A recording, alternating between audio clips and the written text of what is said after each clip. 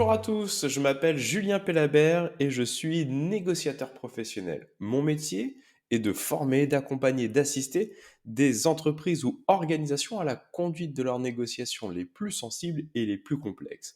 Bienvenue dans Pour parler, le premier podcast de la négociation en France. Notre ambition est simple, vous donner des clés pour mieux négocier pour votre quotidien professionnel et personnel. Vous aimez notre podcast? N'oubliez pas de vous abonner. Toutes les 2 semaines, nous recevons un expert qui abordera une problématique et vous partagera ses astuces pour mieux négocier. Aujourd'hui, j'ai la chance d'accueillir dans Pour parler Kevin Arnaud. Salut Kevin.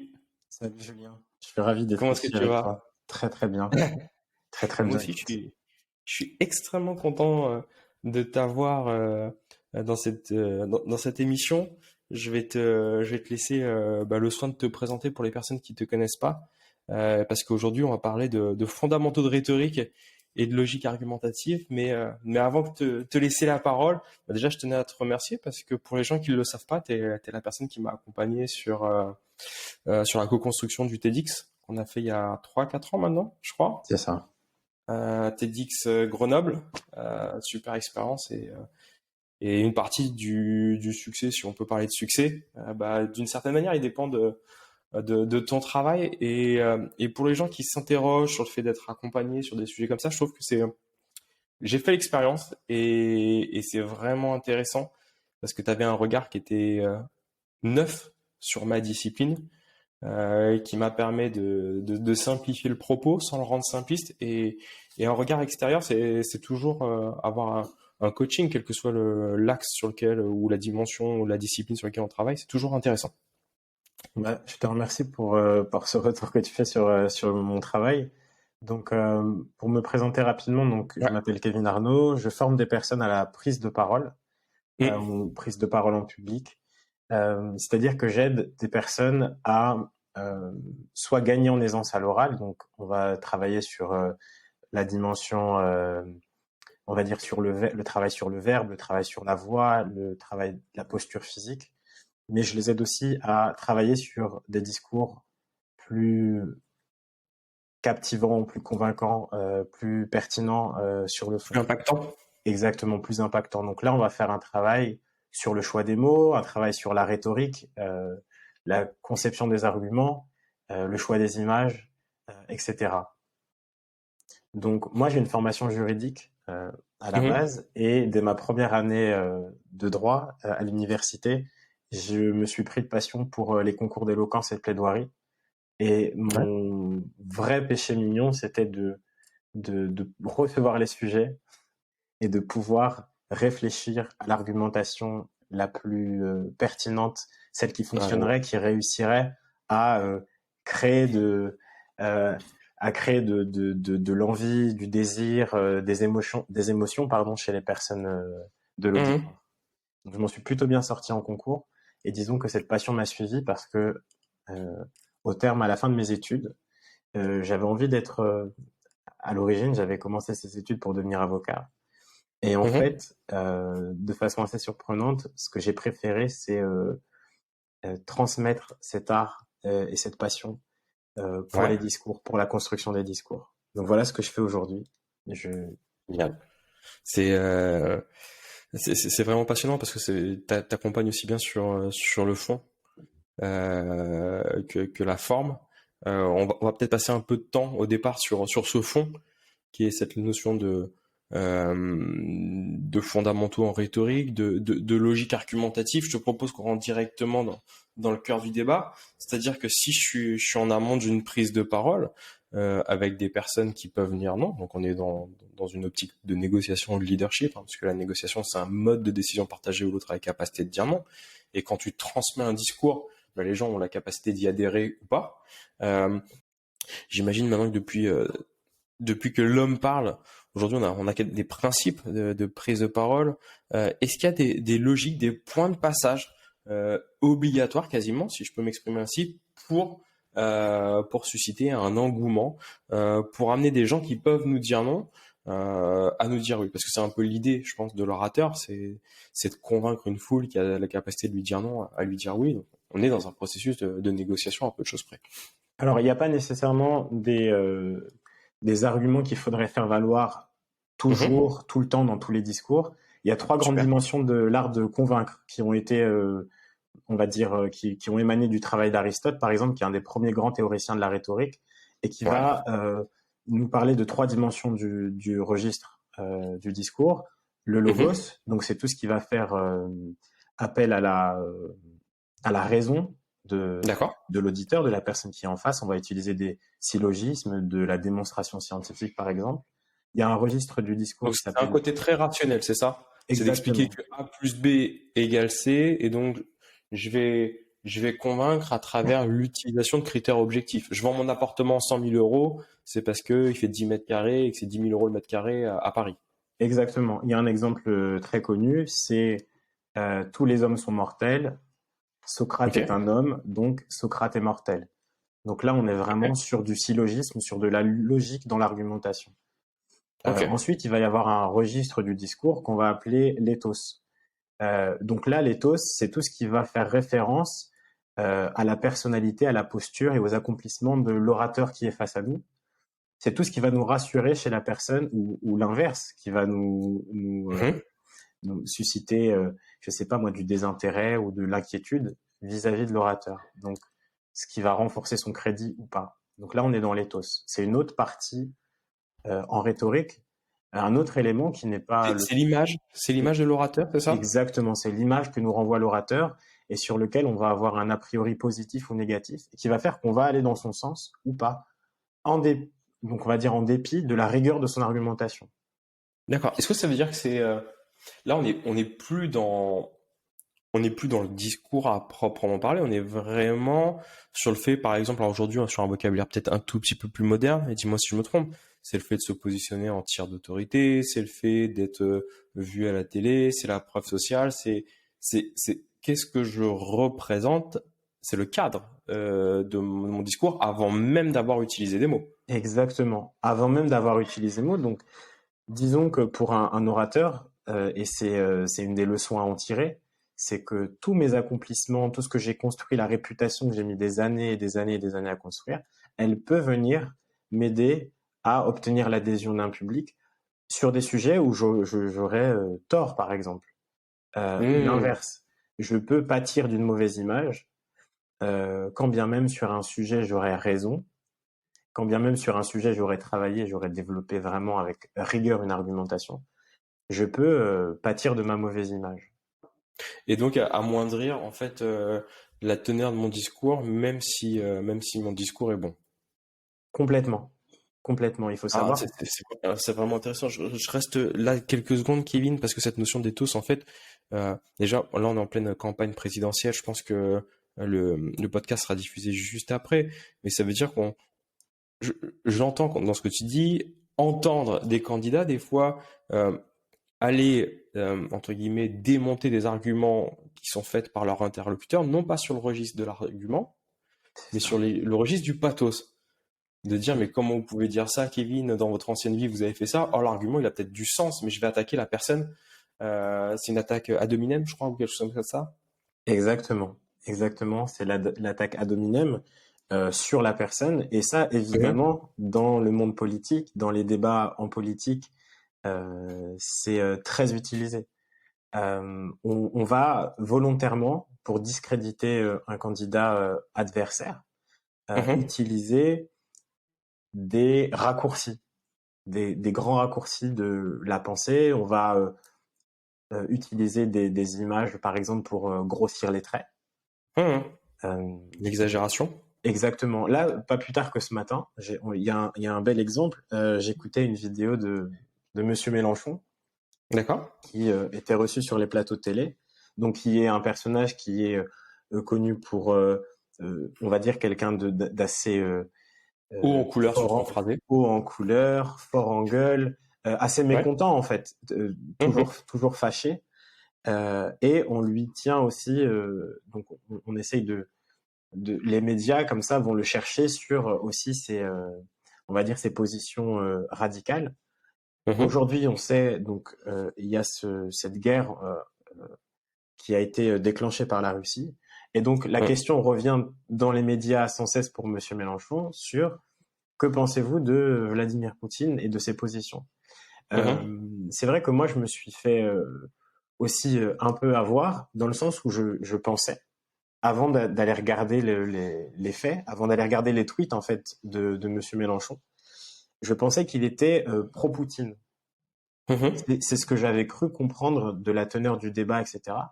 Et en fait, je n'ai trouvé aucun élément allant dans ce sens. J'ai essayé donc de faire mon travail de recherche.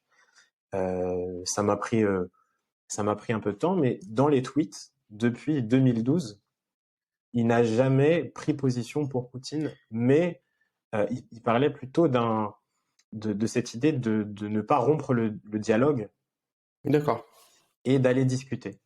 Et donc, dans la sphère politique, dans les médias, etc., c'est des choses qui sont très importantes, l'image qu'on renvoie, parce que parfois, oui, on prend des décisions et on se positionne sur des gros traits, on va dire, sans Mmh, entrer c'est en fait dans les mmh. détails. C'est-à-dire que tu prends un argument et tu vas le rendre si important qu'il va en devenir absurde. C'est ça, hein, sur cette logique. Ça peut être ça. On peut carrément grossir les traits d'une pensée, par exemple. Quelqu'un peut Mmh. avoir une pensée très fine sur un sujet, peut avoir des façons de justifier qui sont très fines, mais on va en prendre les grandes lignes, on va aller au plus simple, on va aller au plus rapide. C'est aussi comme ça qu'on fonctionne, c'est-à-dire le cerveau ne peut pas traiter toutes les Mmh. données dans les détails. Parfois, on n'a pas le temps d'aller regarder la pensée de chaque personne dans les détails. Et donc, voilà, pour un orateur, si on doit en tirer une règle, c'est que l'image qu'on dégage, qu'on soit d'accord avec ça ou pas, elle Mmh. a une importance. Ouais, c'est passionnant. Alors juste une petite précision pour les gens qui nous écoutent, c'est qu'on enregistre au 28 février, soit 4 jours après l'invasion de la Russie en Ukraine en termes de temporalité, parce qu'on aura sûrement le podcast qui sortira fin du printemps, début de l'été. Voilà, on ne sait pas de quoi demain est fait. Ce que tu dis, ça a vraiment beaucoup de sens. Ça me fait penser à l'expérience de 1000 grammes, tu vois. Je sais pas si tu te souviens, donc on est en 63 dans l'université de Yale. Je reviens pas forcément très longtemps sur l'expérience de Milgram qui voulait faire tester en fait sous couvert de la capacité du cerveau à retenir de l'information. Il voulait tester la capacité de l'être humain à se plier à une forme d'autorité. Mmh. Donc je remets le cadre. Il y a un testeur, un testé. Le testeur est une personne lambda et le testé est un acteur. Il y a un faux tirage au sort aléatoire, donc c'est l'acteur qui est testé et la personne lambda qui est testeur. Et puis il y a un professeur dans la salle et puis on demande à la personne qui teste au testeur de donner des associations de mots. Et puis si la personne en face ne se souvient pas, il y a une planche avec des boutons qui vont de 0 à 450 volts. Et donc on a 15 volts, donc 15, 30, 45, ça augmente. Et à chaque fois qu'il se trompe, on appuie. Ce qui est intéressant, c'est qu'on a 2 tiers des personnes qui vont jusqu'au bout, hein, qui vont sur le bouton à 450 volts, qui est une charge létale. Donc ça, c'est l'expérience telle que tout le monde la connaît. Là où ça devient intéressant, c'est qu'ils ont testé la même expérience, non pas à l'université de Yale, mais dans la partie banlieue, dans des entrepôts complètement désaffectés. Donc le cadre, entre guillemets, l'éthos n'est pas là. Donc la même expérience avec un professeur en blouse blanche, le même acteur et ça. Et on passait de 67% à peu près, donc 2 tiers des personnes qui allaient jusqu'au dernier bouton à 47,7. Ah. C'est-à-dire que l'expérience en tant que telle est exactement la même, c'est le cadre. Et en fait, dans les retours d'expérience, le fait de le faire à Yale, donc dans l'université, donnait à l'expérience un crédit scientifique perçu par les J'ignorais utilisateurs. cette partie. Ok, c'est hyper Ouais, intéressant. ouais, exactement. Alors que quand c'était dans un entrepôt désaffecté ou abandonné, il n'y avait pas cette caution scientifique et ça interrogeait le testeur sur la suite à donner. Et donc c'est exactement ce que tu me dis, hein. Je pense encore à un sujet qui est un peu sulfureux. J'avais vu ça dans un journal sur l'art oratoire qui expliquait que Hitler, par exemple, était quelqu'un qui était extrêmement convaincu par les bienfaits du sport et qui était végétarien, et qu'en fait, associer les deux, bah, c'était pas forcément, ça pouvait être un message antinomique de mettre en avant le sport et le fait d'être végétarien parce que ça pouvait venir Mmh. d'Hitler. Et donc, on voit que l'éthos, il a un impact fondamental, quoi. Exactement. Et on n'a qu'à regarder, nous, la façon dont on prend des décisions, hein. Mhm. C'est vrai que des personnes, donc ça c'est aussi des choses qui sont connues maintenant, de la façon dont on prend des décisions.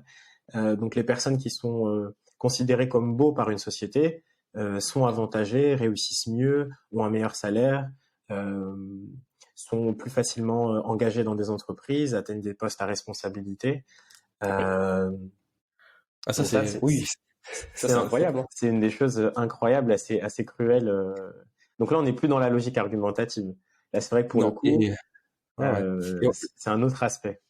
c'est un autre aspect. Et là, je recommande aux personnes qui nous écouteront, si elles sont un petit peu curieuses, de regarder le travail de Jean-François Madieu sur un livre qui s'appelle Le poids des apparences. Il parle de tyrannie de l'apparence, et puis il explique que même les enfants ou les bébés, quand ils sont considérés comme beaux, donc c'est-à-dire respecter des canons et des critères de beauté, ils ont un éveil intellectuel plus important, les bébés, parce qu'en fait les adultes jouent davantage. C'est horrible, hein. Et les enfants en petite section, quand ils sont considérés comme beaux, ils sont moins punis par leurs instituteurs que les enfants considérés comme moins beaux. Ça, Jean-François Mathieu, c'est exactement ce que tu viens de souligner, qui est professeur à la Sorbonne. c'est ça. Et donc, Ok pour le logos? on a évoqué le logos, on a évoqué l'éthos, et puis il y a ce Ouais. registre du discours auquel on peut faire appel pour aller chercher la conviction de notre auditoire. C'est le pathos, donc c'est Hmm. le registre des émotions, et on va chercher donc l'empathie de l'auditoire. On va donc là, ça va être notre tendance à raconter des histoires, raconter des anecdotes personnelles. Euh, donc voilà, avoir cette posture de conteur à Hmm. l'intérieur du discours. C'est faire vivre une émotion. Derrière une partie très logique, derrière l'image, c'est cette capacité à faire vivre une émotion aux personnes qui nous écoutent et qui vont pouvoir se projeter ou s'immerger dans l'aventure, dans l'histoire qu'on leur propose, c'est ça? Complètement, c'est tout à fait ça. Et pour l'orateur, il va y avoir plusieurs manières de faire ça. Donc on peut, par exemple, ça va être le choix des images, on peut aller choisir des images un peu choquantes, on peut faire revenir de la nostalgie. Ça, c'est aussi, par Hmm. exemple, en campagne présidentielle, on le voit en ce moment que Bien sûr. l'appel à la France qu'on a connue, Ouais. ça peut être Et très l'idée de c'était puissant. mieux avant. C'était mieux avant. Ça, ce sont des Hmm. idées qui sont très puissantes et qui, dans un discours, peuvent donc faire presque oublier le reste, tous les arguments logiques, tous les chiffres. Est-ce que c'était vraiment mieux avant ou pas? Hmm. Finalement, est-ce que ça compte si la personne a le sentiment que c'était mieux avant? Donc ça va être une partie très importante dans un discours aussi. Ah, c'est la perception qui prévaut.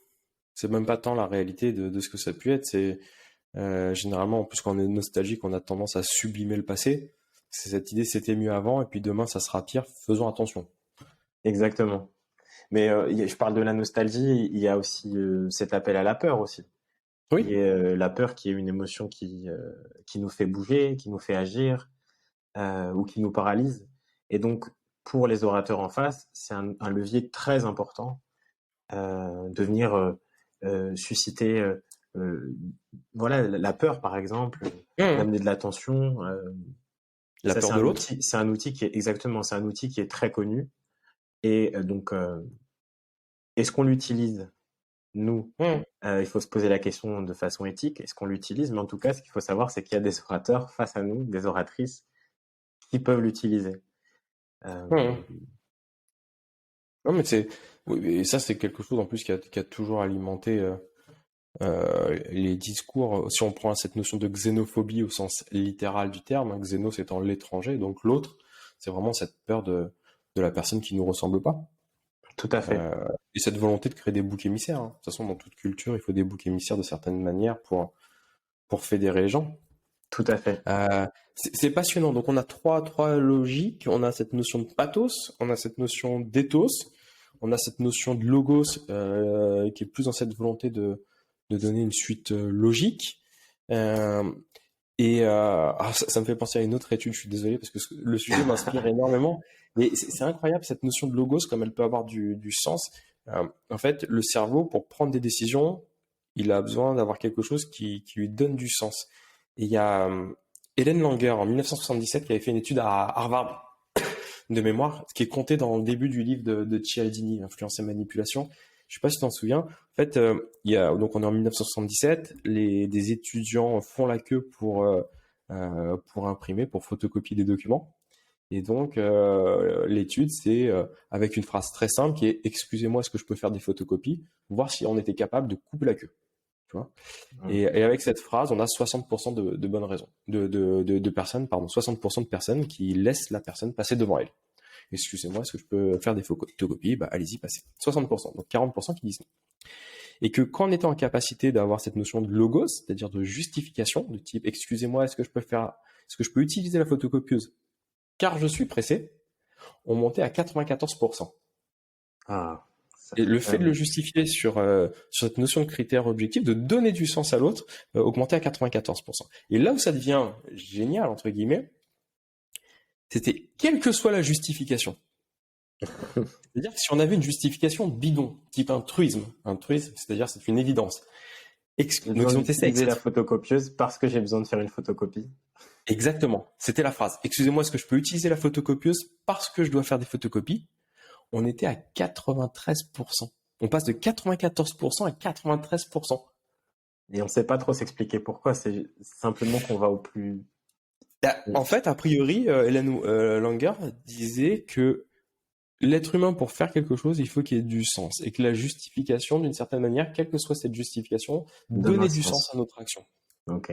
Et je trouvais ça incroyable, ça m'a fait penser à ça quand tu parlais de logos, qui est vraiment cette volonté de donner du sens, et qui est pas toujours en fait très rigoureux. Mhm. On peut faire des sophismes, on peut faire pas mal de choses qui sont un peu fallacieux et qui, d'une certaine manière, peuvent tromper la personne qui nous écoute. Ouais, tout à fait. En ce moment, je lis donc l'excellent ouvrage de Clément Viktorovitch Oui. sur la rhétorique. Donc, ce qui il vient donc à un moment donné donc un chapitre qui est intitulé Reconnaître la tromperie. Mhm. Il y a tout un chapitre sur les constructions fautives.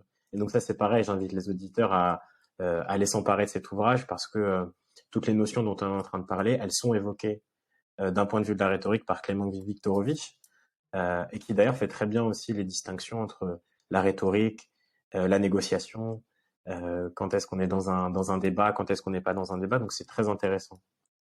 Super, super. Sur ces trois dimensions, Kevin, est-ce qu'il y a euh, une dimension qui marche plus qu'une autre de manière générale? Est-ce que c'est un séquençage? Est-ce qu'il faut mieux commencer par l'un pour terminer par l'autre? Euh, Comment est-ce que sur la construction d'un discours, toi, tu as l'habitude de travailler ça? Alors moi, j'ai l'habitude de travailler de façon plutôt éthique. D'accord? Donc j'essaye l'éthique, l'efficacité, de combiner les deux.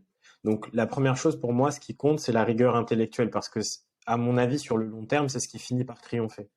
C'est Ouais. donc avoir une cause qui nous tient à cœur à défendre, s'assurer qu'on a vraiment envie de la défendre, et ensuite c'est aller sélectionner et chercher les meilleurs arguments pour.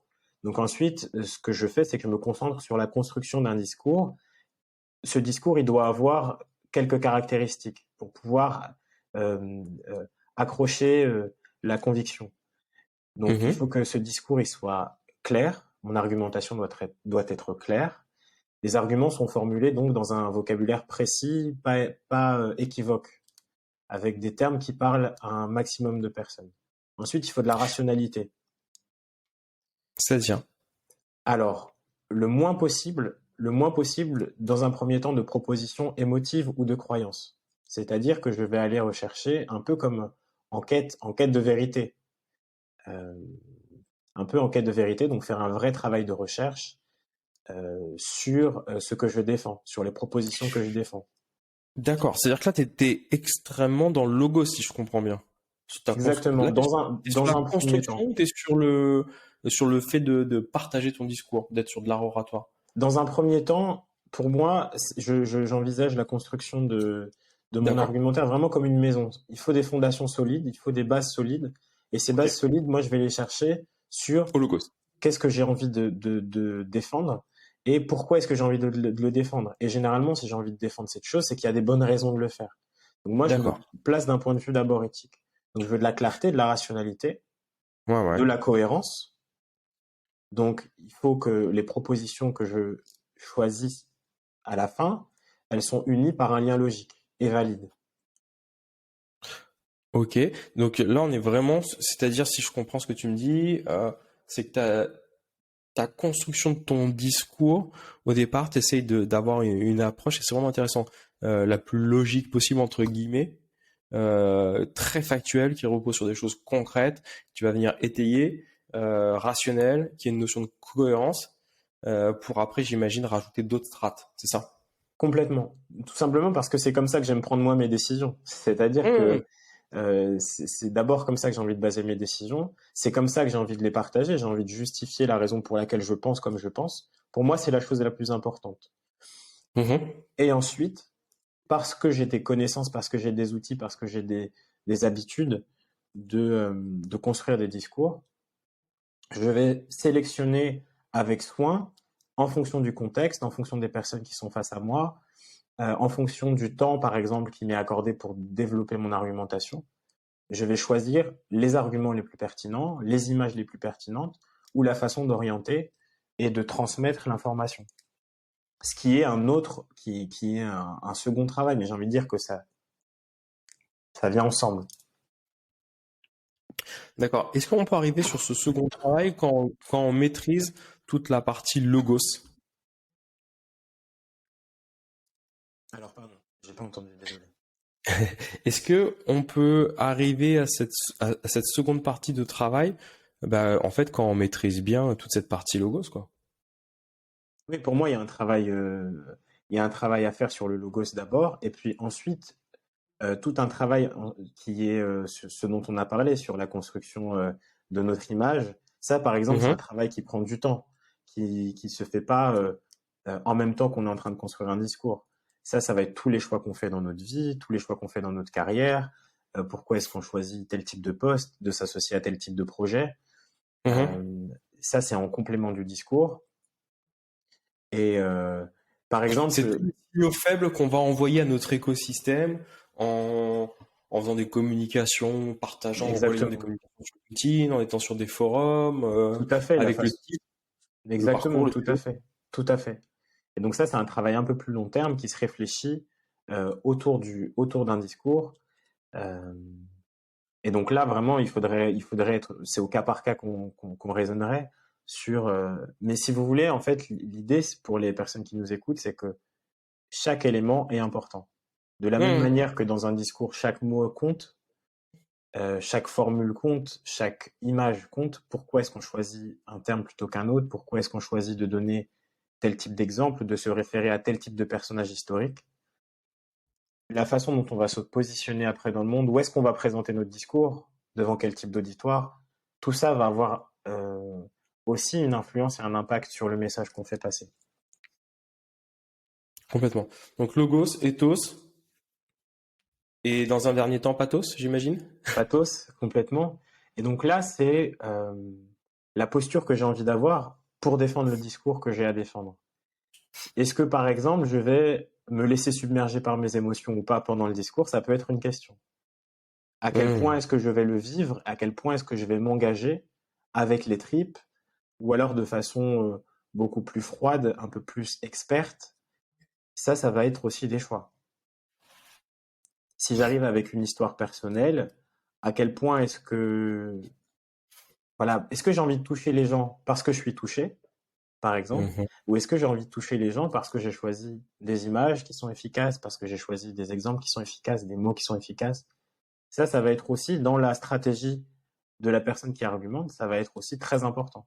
On imagine par exemple en campagne présidentielle, parce qu'on on reprend beaucoup cet exemple, mais un candidat qui à certains moments, euh, je sais pas moi, va faire paraître des émotions trop fortes, Mhm. des émotions qui vont être par exemple perçues comme de la faiblesse, euh, ça peut être ça peut être une très mauvaise stratégie argumentative. Mais ça va dépendre des candidats, de l'image qu'ils ont déjà et de ce qu'ils ont envie de construire en fait, de quel est mon projet. Moi, Complètement. ce que j'ai tendance à penser, c'est après pour tous ces choix stratégiques qu'on va avoir à faire, c'est de choisir. C'est un grand terme qui peut être vu de façon, ça peut être un mot un peu valise, mais avec authenticité, je dirais. Pour moi, il faut faire les choses de façon authentique. Parce que de très bons acteurs, par exemple, de très bons acteurs, ça n'existe pas vraiment. On l'a vu il n'y a pas très longtemps avec Valérie Pécresse, qui Mhm. a essayé de jouer des choses, et en fait, ça s'improvise pas. L'acting, on va dire, ça s'improvise pas. Ouais, en fait, ce qu'on a perçu chez Valérie Pécresse, mais dis-moi si je me trompe, c'est le manque de congruence entre ce qui est dit, la manière dont c'est dit, Exactement. et le fait que ça touche ou pas les gens, quoi. Complètement. Il y a eu un manque d'alignement, totalement un manque d'alignement.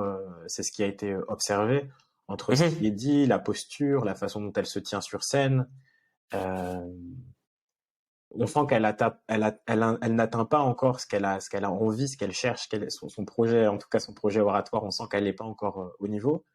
Mais Mhm. ce qu'on a pu aussi déceler, c'était à des moments, dans le fond, un manque de cohérence par rapport à D'accord, en sa plus. ligne habituelle, en plus. Donc D'accord. après, c'est à débattre parce que je l'ai vu sur des plateaux, elle s'est très bien défendue. Par Mhm. exemple, sur la référence au grand remplacement, etc. Elle s'est complètement expliquée. Elle est venue donc donner des éléments pour comprendre ce qu'elle a voulu dire. Mais on voit que le temps d'un discours, ça lui a porté préjudice. C'est quoi alors l'authenticité? Est-ce que ça veut dire que c'est tout simplement d'incarner son message? Alors, l'authenticité, donc là, pour moi, c'est un travail qui se fait, comme je le disais tout à l'heure, dans une phase en amont, une première phrase. Et là, on entre dans une dimension peut-être euh, un peu floue pour les personnes qui n'ont pas encore expérimenté l'exercice, mais c'est de se demander ce qu'on a vraiment envie de dire. Mhm. Euh, d'être d'accord toujours avec les éléments qu'on va amener face à un public. Pour moi, en fait, c'est jamais anodin de faire un discours devant des personnes. J'aborde vraiment cette matière comme ça. Pour Mhm. moi, il y a un travail euh, presque de mise à nu, en fait, quand on fait un discours Complètement. il y a un travail de mise à nu et qui demande beaucoup d'humilité, beaucoup de respect de sa personne. Et c'est la raison pour laquelle, par exemple, moi, je refuse de dire des choses que je ne pense pas vraiment. Mhm. Ça demande une forme d'humilité par rapport à l'exercice. C'est-à-dire, c'est pas un exercice qu'on peut prendre par-dessus la jambe. J'arrive et je dis des choses qui correspondent pas à ma vision, par exemple, qui correspondent pas à ma pensée. Euh, Et qui est pas, alors les gens s'en rendent pas forcément compte, ou je sais pas, mais c'est pas un exercice, toi tu dis c'est pas un exercice qui est anodin, mais c'est pas un exercice facile, hein. D'ailleurs, il y a un terme pour ça qui est la glossophobie. Il paraît exactement. qu'à peu près 75% des gens qui nous écoutent et qui sont atteints de ça, c'est-à-dire c'est cette peur de parler en public et je sais plus, je crois que c'était Bertrand Perrier qui m'avait dit que c'était une peur qui était devant la peur de mourir pour certains. Exactement. Euh, Et ça, c'est c'est une ça. image qui est très forte. C'est qu'énormément de personnes ont peur de parler en public. Et après, des raisons, chacun a ses raisons. Les raisons, elles sont multiples. Mais si on revient sur nos sujets, une des raisons qui nous fait peur, c'est que quand on se présente face à du monde, on n'a pas envie de paraître bête, par exemple. Donc, Mhm. donc là le travail tout ce travail qu'on a fait, on aurait fait sur la logique argumentative, sur développer des arguments de qualité et arriver avec quelque chose d'intéressant à dire. Donc ça, c'est une première étape par laquelle tout le monde n'a pas forcément envie de passer ce travail rigoureux, de se poser à la table et de réfléchir à comment est-ce que je relie tout ça de façon logique, claire, rationnelle, cohérente, etc. Donc déjà, ça peut être une première barrière. Je pense que ça empêche certaines personnes de prendre la parole en public parce qu'elles se Bien sûr. disent mince, j'ai pas de choses intéressantes à apporter. Donc pour ça, j'ai des réponses à leur donner en coaching, hein, évidemment. Moi, je pense que tout le monde a des idées intéressantes et des choses à dire. Simplement, Bien sûr. il faut les construire. Il y a un travail de construction et c'est ce que tu as fait d'ailleurs quand on a travaillé ensemble sur le TED, c'est que tu m'as Mhm. présenté un discours que j'ai observé, que j'ai questionné. Et tu es rentré comme ça dans une phase de travail, de remise en Mhm. question que tout le monde n'accepte pas forcément de faire, qui Je est crois pas qu'on a évident. modifié 70% du TED, hein, quasiment. On a travaillé beaucoup. En tout cas, tu as travaillé Mais beaucoup après les questions que je t'ai posées. ouais, ouais. mais qui apportait un regard extérieur. Et c'est vrai, moi j'ai pas forcément ce problème, mais en tout cas pas sur la négociation, mais de façon générale, on peut avoir peur du jugement de l'autre aussi. Complètement, de façon générale. Au-delà de savoir si ce qu'on va dire est intéressant ou pas intéressant, bien construit ou pas bien construit, c'est ce côté à se dire on va être jugé, ça peut attaquer notre estime, notre confiance. Et archaïquement, au niveau du cerveau, on a une partie qui est reptilienne, et on sait qu'il y a 3000, 4000, 5000 ans ou encore avant, les anglo-saxons disent objection is not rejection, c'est-à-dire que d'une certaine manière, l'objection, bah, c'était être exclu du clan, et c'était Complètement. d'être vers un destin funèbre, aller vers une mort certaine. Alors qu'aujourd'hui, bah, si on a une objection, on n'est pas isolé du groupe. Mais archaïquement, c'est quand même quelque chose qui continue à faire peur. Ça fait peur. Et puis, malgré tout, ça peut quand même encore, ça peut arriver. Si, Mmh, voilà, oui. donc là, j'ai parlé de cette idée de d'avoir des choses intéressantes à dire, intelligentes à dire, mais il y a aussi une chose qui vient nous freiner, c'est le regard que l'autre va porter justement sur. On en a parlé, on en a parlé, mais c'est l'éthos. C'est Mmh, quelle image je renvoie. c'est ça. Est-ce que donc les autres vont, on peut se dire les autres vont m'observer, vont me scruter, vont aller regarder ce que j'ai fait avant, vont regarder ce que j'ai fait après pour voir s'il y a de la cohérence, pour voir s'il y a de la pertinence. Et ça, c'est un poids qui peut voilà empêcher des personnes qui ont des choses intéressantes à dire de les partager. Et Mmh. c'est pourquoi aussi j'adore ce travail. Et c'est la raison pour laquelle je travaille avec des personnes, c'est que cette chose existe. Le jugement peut exister, mais il ne doit pas nous empêcher, pas du tout, de faire ce qu'on a à faire, de dire ce qu'on a à dire. Et puis c'est quelque chose qui se prépare aussi en amont. Moi, je sais que le TED, quand on avait été ensemble, j'avais énormément travaillé cette partie de préparation mentale, Mhm. d'imaginer la scène, d'imaginer moi en train de faire le pitch, de la prise de parole et tout ça. Et malgré toute cette préparation, je crois qu'on avait commencé à préparer 6 mois avant, hein, quasiment Ouais, quelque chose comme c'est ça. ça. Quand je m'écoute encore avec la bouche pâteuse. Et alors que j'ai jamais la bouche pâteuse sur des prises de parole, et ça doit être, j'en ai eu 2 fois, je me souviens. Une première, j'étais jeune étudiant, c'était un partiel en espagnol, je sais pas pourquoi ça m'avait marqué. Bref. Et la deuxième, c'était ce TED. Et on m'a donné une astuce La bouche tardivement. pâteuse. Ouais, on m'avait donné une astuce. Enfin, j'ai eu 2 astuces différentes. La première pour la bouche pâteuse, on m'a dit mais il faut que tu te mordes la langue. Et en fait, tu sécrètes de la salive. Et alors pas trop, hein, pas jusqu'à se faire saigner. C'est dommage d'avoir la bouche pleine de sang, mais en tout cas, ça permet de saliver, de Ok. se mordre J'ai jamais légèrement la langue. essayé ça, mais j'essaierai Ah, la prochaine fois si jamais j'ai la pâteuse. bah voilà. Et le deuxième, c'est quelqu'un qui était dans l'Air Force, un pilote, et qui m'avait dit que eux, en fait, le moindre mouvement quand ils sont à bord d'un avion de combat, bah ça a des conséquences. Et la gestion du stress, en fait, et quand ils l'ont, ils essayent de la diminuer. Alors, ils ont plein d'exercices de préparation mentale, mais le fait de bouger les doigts de pied Ah, super. n'avait aucun impact sur l'avion, et que quand tu es sur scène, moi je l'ai déjà essayé, en fait, si tu bouges un petit peu tes doigts de pied, bah en fait, ça se voit pas du tout Mhm. dans ta chaussure, et ça te permet d'un peu au lieu de bouger dans tous les sens sur ta scène, ça te permet de pas bouger, mais quand même d'être un petit peu en mouvement. Voilà. J'essaierai aussi la prochaine fois. Tout ça, c'est du vécu, hein, j'ai tout essayé là-dessus. Parce que c'est pas naturel pour tout le monde. Et dans ce cas-là, est-ce qu'il y a on voit ce qu'il faut faire, oui. Est-ce qu'il y a des erreurs, des choses qu'il faut pas faire pour embarquer les gens? Alors, des choses à pas faire. Je dirais que c'est très important. Alors, des choses à pas faire. Je dirais qu'il faut soigner en fait l'entrée. Hum, Il faut soigner la prise de contact. Donc là, c'est pareil, c'est des petites recommandations. C'est jamais évident à faire. C'est simple à dire, c'est pas facile à exécuter, mais les premières secondes sont très importantes. Donc, ça hum, demande d'être disponible avec les gens, donc de mettre tous ses soucis, toutes les problématiques, toutes les questions de son image, etc., de les mettre vraiment en sourdine, de les laisser pour plus tard, si on a envie, et hum, de vraiment se connecter avec les gens, d'avoir envie de partager, d'être là d'abord pour le partage, et donc hum. vraiment de s'appuyer sur la présence des gens. C'est ce qu'on appelle en négociation l'effet de primauté. qui est le début de l'interaction à l'autre, qui va impacter toute notre négociation. En plus, qu'on peut coupler avec un autre biais qui est l'effet d'halo.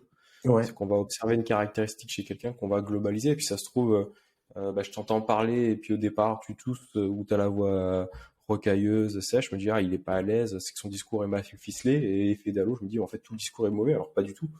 C'est ou le fait de prendre une prise de parole, je sais pas moi, de pas avoir la chemise qui est rentrée dans le pantalon parce on a été pressé, puis se dire bah c'est pas une personne qui est sérieuse, c'est un ouais. détail qu'on va globaliser. Donc c'est vrai, attention à ce début d'interaction qui va nous mettre sur la bonne pente ou qui malheureusement va nous donner un peu de difficulté. C'est ça. Donc, si jamais je disais des choses à éviter, c'est de vouloir absolument restituer ce qu'on a préparé tranquille, bien dans sa chambre pendant des Ouais, mois, etc. Et d'oublier qu'on est au présent avec des personnes qui, enfin, si elles sont là pour nous écouter, qui sont là pour nous écouter, qui sont là pour nous voir, qui ont du temps. Et donc ça c'est une chose vraiment très très très importante. C'est de ne pas avoir peur, de pas dire tout ce qu'on avait à dire, de pas le dire exactement comme on avait à le dire. Donc là, c'est de profiter de l'instant. Profiter de ouais, l'instant. c'est intéressant. C'est Bertrand Perrier qui m'avait fait, qui est un grand monsieur de l'art oratoire, hein, qui m'avait fait cette remarque. Il me dit qu'il construisait ses discours comme un skieur Mhm. avec des points de passage.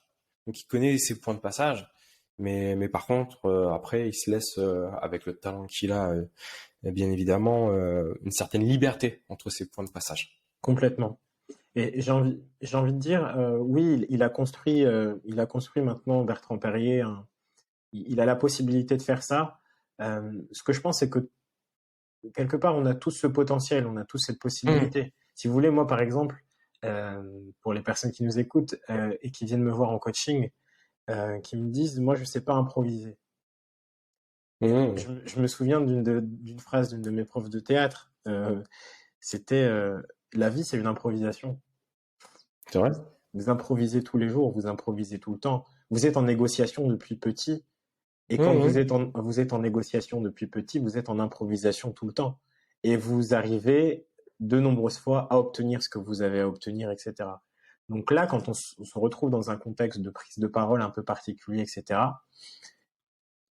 pourquoi il faut travailler en amont? C'est pour pouvoir retrouver en fait des compétences, des capacités qu'on a à l'extérieur, des capacités naturelles qu'on a et qu'on perd dans un contexte où on est un peu stressé.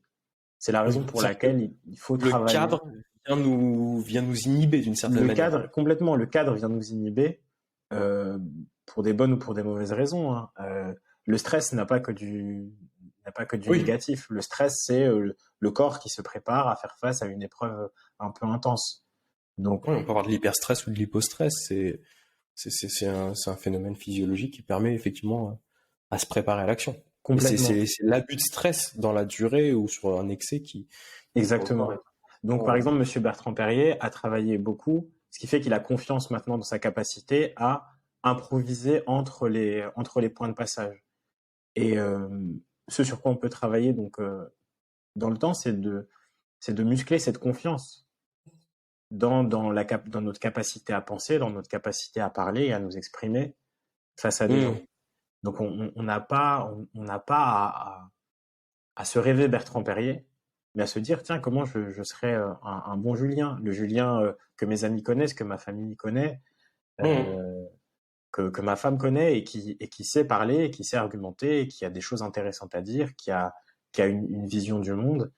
Et, euh, et ça, on peut retrouver ce naturel même dans des contextes un peu extraordinaires. Ce que tu dis, c'est que plus je vais pratiquer, plus je vais être à l'aise, et plus je vais être à l'aise, et plus ça va être aussi agréable pour moi de pratiquer. Mais que ça Complètement. demande cette première marche, cette première étape. Exactement. Exactement. Mais est-ce que ça viendrait à l'idée de quelqu'un de s'imaginer en excellent joueur de tennis sans jamais prendre sa raquette et sa balle et sans Mmh. jamais avoir pris un cours? C'est vrai. À personne.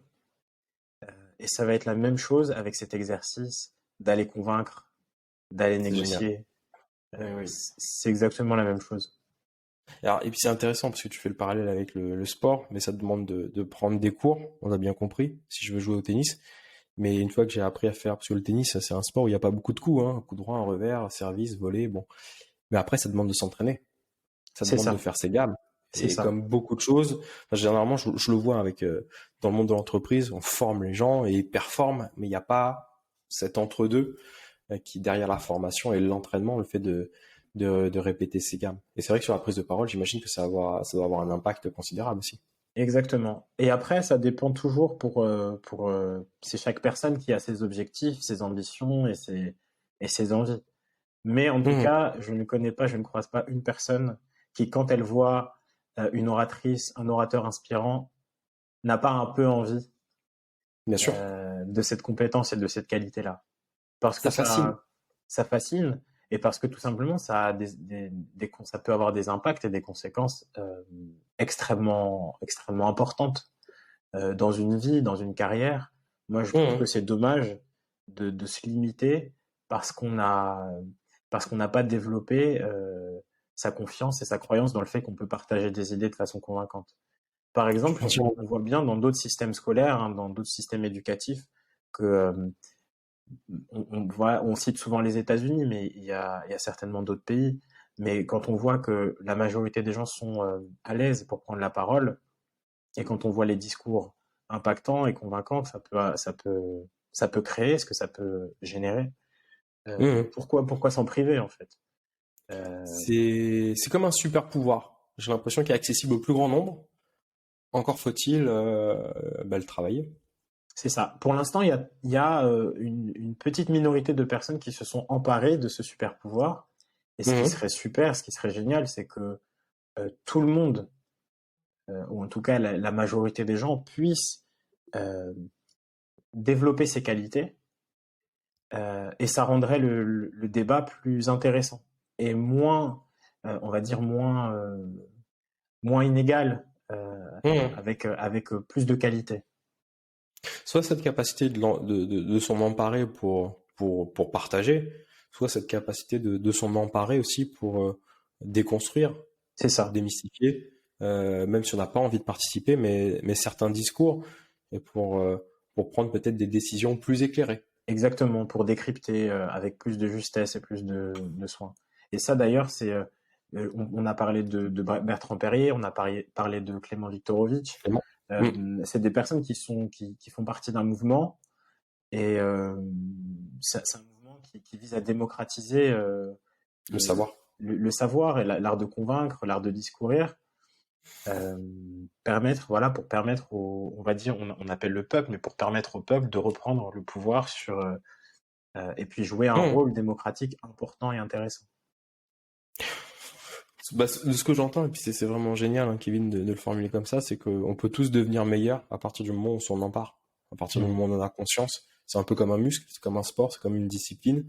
Et effectivement, peut-être qu'au départ, ça met pas à l'aise, mais est-ce que tu aurais très rapidement, parce que le temps file, mais est-ce que tu aurais deux, trois conseils pour quelqu'un qui nous écoute, euh, qui n'a pas eu encore cette occasion de cette prise de parole, deux, trois conseils pour sortir de cette zone de confort et découvrir cette zone d'apprentissage, hein. Parce que derrière la zone de confort, c'est pas une zone de risque, hein, c'est une zone d'apprentissage déjà.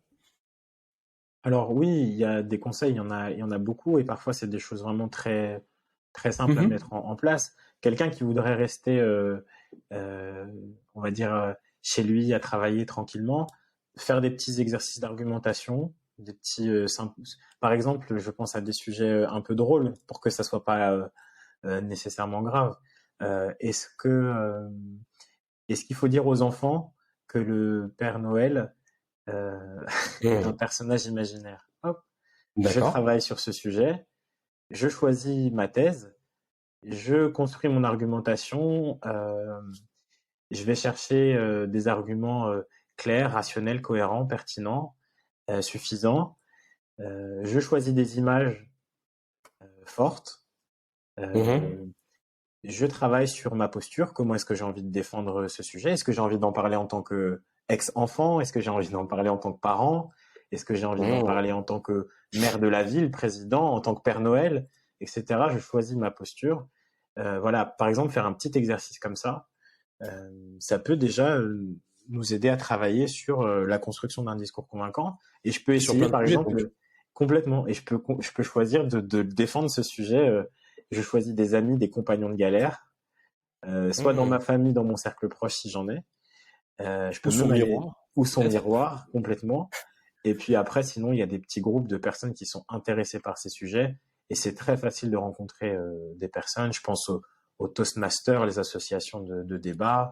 Maintenant, il y a des associations de débat. C'est facile d'en trouver dans les différentes villes, avec des associations comme Eloquentia qui ont poussé, avec, je pense à Graines d'Orateur 93. Et puis après, des petites associations locales. Voilà, qui travaillent sur le débat. Dans les universités, il y a généralement des associations, je pense à l'ISIAS. Donc voilà, il y a moyen de retrouver des gens qui sont passionnés de ces sujets et avec qui on peut échanger. Donc, pratiquer, commencer par des petits sujets, peut-être se regarder dans son Exactement, miroir, travailler complètement. sa logique, donc son fond, son argumentation, après prendre la parole avec des amis ou dans des petits groupes, C'est ça, sans avoir peur du regard de l'autre, pour pratiquer, et puis au fur et c'est à mesure ça. étendre. Et puis on apprend énormément en fait en faisant et on apprend de l'expérience. Oui.